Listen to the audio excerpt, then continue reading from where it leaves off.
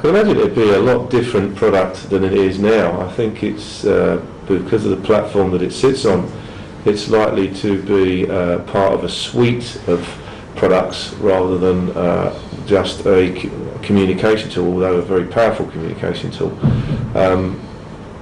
I think that communication, I think they will evolve, and it certainly won't be the product that it is now. But because it is a data, video and voice tool that's based upon a universal platform, the IP platform, that it's going to have many uses, not just in the retail arena where perhaps it's originated, but in all sorts of building types, be it airports, university campuses, mixed-use developments, regeneration projects for city centres, anywhere where there is the need to manage commercial activity between scheme managers and occupiers. I think that there's a place for it.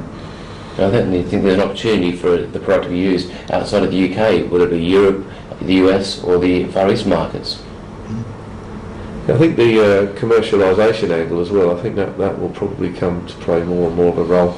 Very much so. But to date, you're seeing the growth of advertisers and retailers using shopping centres as commercialisation. But one of the areas which is lacking at the moment is the accountability of returning investment from an advertising and from a retail sales uplift perspective. I think with TAS, we're then able to get the whole paradigm and get everything looked at, from the footfall to the sales uplift, and really prove the effectiveness of commercialisation within shopping centres.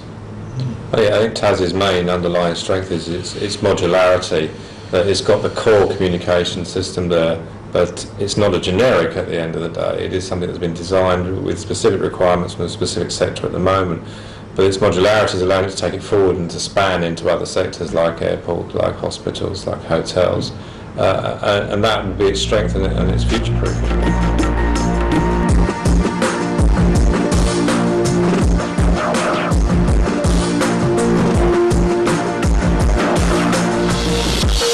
Certainly a major consideration when implementing TAS is the resilience of the environment that it's going into.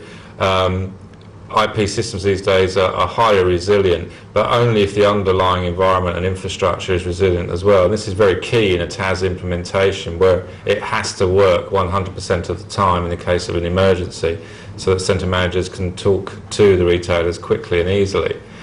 So consideration for it, the way the network is installed, that there is failover and fail-safe built into the network, that there is power failover and UPS power provided to ensure that in the event of a total failure within the centre, that you at least have, and centre managers specify this, an hour's uptime on the TAS system, which will allow them to evacuate and clear the centre, but knowing all along that TAS will be there and will be operating for them no matter what. But without that environment in place, then, as with any system, TAS is only as good as the environment it is running in. I think that is a key point to get across. TAS is not a panacea answer to all your environment problems. They have to be taken into consideration as well.